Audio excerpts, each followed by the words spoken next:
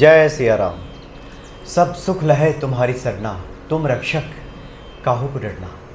हनुमान जी प्रसन्न हो जाएं तो मनुष्य की समस्त मनोकामनाएं पूर्ण हो जाती हैं। आज एक बार फिर से आपके सामने उपस्थित हैं ज्योतिषाचार्य हरलीन कौर जी, जो कि हनुमान जी की साधिका भी हैं। आज आपको ये बताएंगे कि हनुमान जी को कैसे हम प्रसन्न करें कि हमारा जो मनोरथ है, मनोकामना है, वो पूर्ण हो जाए। स्वागत है आपका। जय सिया राम। जय सिया राम जी। वैसे तो आप हनुमान साठिका पे काफ़ी जोर देती हैं, हनुमान चालीसा, हनुमान साठिका कि भक्त अगर करें तो समस्त मनोकामनाएं पूर्ण हो जाती हैं जी। आज आप क्या खास बता रही हैं? आज मैं बता रही हूँ कि पर्टिकुलर अगर किसी की कोई मनोकामना है और काफ़ी टाइम से अटकी हुई है तो उसको कैसे हम जल्दी सिद्ध कर सकते हैं। हनुमान जी कितनी जल्दी प्रसन्न होते हैं वो उपाय करने से। तो ये उपाय शायद आपने कभी नहीं सुना होगा, और अगर सुना है तो इसको ज़रूर करें, क्योंकि आपको इसके रिजल्ट जो है बहुत जल्दी नज़र आते हैं। अच्छा जी। तो ये बहुत छोटा सा उपाय है। आपको सामान भी बाहर से कुछ ज़्यादा परचेज करने की ज़रूरत नहीं है। आपके घर में, आपके किचन में ये जो है सामान इजीली अवेलेबल होता है, जिसको हम कहते हैं मखाना। तो आपको लेने हैं 108 मखाने के दाने। अच्छा। लेकिन आपको सिर्फ इतना चेक करना है कि मखाना जो है ना वो टूटा ना हो या कुछ छोटे छोटे बिल्कुल मतलब वो होते हैं खराब मखाने। पुष्ट दाने जिसको कहते हैं। जी, हेल्दी दाने। उस प्रकार से बिल्कुल, बिल्कुल। हेल्दी दाने हो। हाँ। हेल्दी दाने हो मखाने के आपको 108 दाने लेने हैं। और जब आप सिलेक्ट कर रहे होंगे तो आप जय सिया राम, जय सिया राम, जय सिया राम करके उसको सिलेक्ट करेंगे। सिलेक्ट करने के बाद आपने लेनी है एक मोली, लाल रंग की मोली जो होती है। अच्छा। जी, लाल रंग की मोली होती है। इन दानों को अब आपने एक एक करके पिरोना है। आप कोई मंत्र का जाप भी कर सकते हैं, ओम हनुमते नमः करके भी कर सकते हैं। आप हनुमान साठिका का पाठ करने के बाद इसको जो है, अगर मन के ये जो दाने आप डालते हैं तो आपको इसके बहुत अमेजिंग रिजल्ट नज़र आएंगे। आपका काम हो जाएगा। कई बार क्या होता है, लोग बैठते तो हैं ये उपाय करने के लिए, लेकिन कोई आ गया, कोई रिश्तेदार आ गया, बेल बज गई, या किसी वजह से उनका काम ही रुक जाता है, तो पूरा ही नहीं हो पाता। और वो बीच में आपको इसको उठ के छोड़ के जाना नहीं है।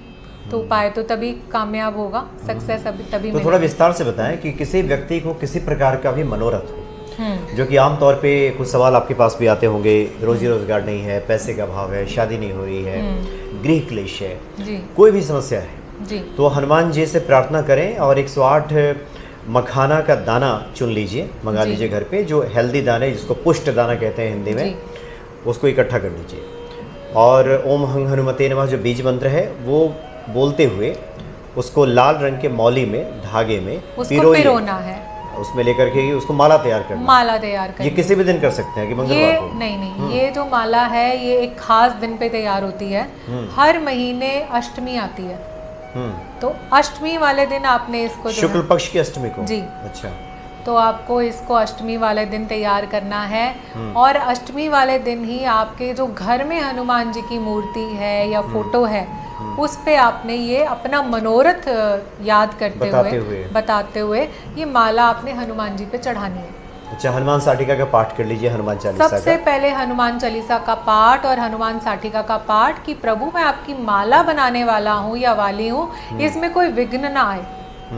क्योंकि जब आप हनुमान चालीसा या साठिका का पाठ करेंगे तो बिल्कुल भी किसी भी प्रकार का विघ्न नहीं आएगा। क्योंकि माताएं बहनें कहती हैं कि अरे हम बनाने के लिए बैठे, हमें तो बच्चों की आवाज़ आ गई तो विघ्न डल गया, या उठ के चले गए, कोई आ गया, उसमें कोई ना कोई मतलब बाधा आ गई। बिल्कुल अपने फ़ोन वोन जो है वो बंद करके बैठें कि बहुत ज़्यादा टाइम नहीं लेने वाला ये काम। लेकिन अगर आपने ये काम कर दिया तो आपको इसका जो रिज़ल्ट है वो मैंने जैसे कि पहले बताया, बहुत ही ऑसम रिज़ल्ट मिलेगा, बहुत ही अच्छा रिज़ल्ट मिलेगा। आप देखेंगे कि हनुमान जी ने बहुत ही कम समय में आपका काम कर दिया। अच्छा, यानी किसी भी महीने के अष्टमी, शुक्ल पक्ष के अष्टमी से, जी, जैसे शुक्ल पक्ष का तृतीया, अक्षय तृतीया भी गया है, तो वैसे ही शुक्ल पक्ष के अष्टमी आने वाला भी है, आने वाला है। तो आप इस उपाय को करें। अब करना क्या है इस माला का, अभी हमने जब माला अष्टमी वाले दिन चढ़ा दी, अब नवमी वाले दिन हम ये माला को उतारेंगे और घर में इन मखानों की खीर बनाएंगे। अच्छा। और खीर बनाने के बाद जितने घर के मेंबर्स हैं सबसे पहले उठ के ब्रश करके सबसे पहले ये खीर का सेवन करेंगे। और आप देखेंगे चमत्कारिक रूप से ये बहुत ही अच्छा उपाय है। आपकी एक मनोकामना पूरी होगी, दूसरी अष्टमी के लिए आप ये दूसरी माला आप तैयार करें। तो इस तरह से जो जो आपकी मनोकामनाएं हैं, मतलब वो जो प्रसाद स्वरूप उसको ग्रहण करना है अगले दिन, यानी अष्टमी को आप अर्पित कीजिए, नवमी को उतार लीजिए अगले दिन जी। और दूध में डाल करके खीर बना लीजिए। जैसे आप खीर बनाते हैं, चावल डालते हैं, तो थोड़े से मखाने भी डाल दीजिए। मतलब सारे मखानों का आपने यूज़ करना है। और अगर आपको लगता है कि भाई घर में तो 2 ही मेंबर हैं या 3 मेंबर है तो इतनी खीर वेस्ट हो जाएगी, तो आप मखाने तो खराब ही नहीं होते, तो आप मखानों को वहीं पे रहने दीजिए या किसी में डाल के थोड़े थोड़े टाइम के बाद उसकी खीर बना के खाते रहे। उसको यूज़ करना है। मतलब चावल की खीर बनाते हैं, उसमें मखाने भी डाल दीजिए जी। तो इस तरह से आप इसका इस्तेमाल कर सकते हैं। और आपने कहा अष्टमी को सुबह करना है जी। इतने सारे मैं इसलिए सवाल पूछ रहा हूँ कि बहुत सारे भक्तों की जिज्ञासा आ जाती जी, है अष्टमी को सुबह करें, शाम करें, कब करें? तो सुबह नहीं, अष्टमी को सुबह आप करें, लेकिन उससे पहले हनुमान चालीसा और हनुमान साटिका का पाठ ज़रूर करें। और उसके बाद आप बैठें, ताकि आपके कोई भी विघ्न, किसी भी टाइप का प्रॉब्लम नहीं आएगा, कोई ऑब्स्टेकल नहीं आएगा। कई बार हम करने तो बैठते हैं लेकिन उपाय पूरा नहीं हो पाता, किसी वजह से आपका यही हो जाता है कि प्रेशर लग गया और वॉशरूम जाना पड़ गया। तो ये छोटी छोटी बाधाएं हैं, वो बाधाएं आ जाती हैं जी। तो इसलिए बेहतर है कि सुबह सुबह जग करके दीप वगैरह जलाएं, हनुमान जी का जैसे पूजन किया जाता है पूजन कीजिए, हनुमान चालीसा, हनुमान साटिका का पाठ कीजिए, प्रार्थना कीजिए कि मैं इस कार्य को करने जा रहा हूँ।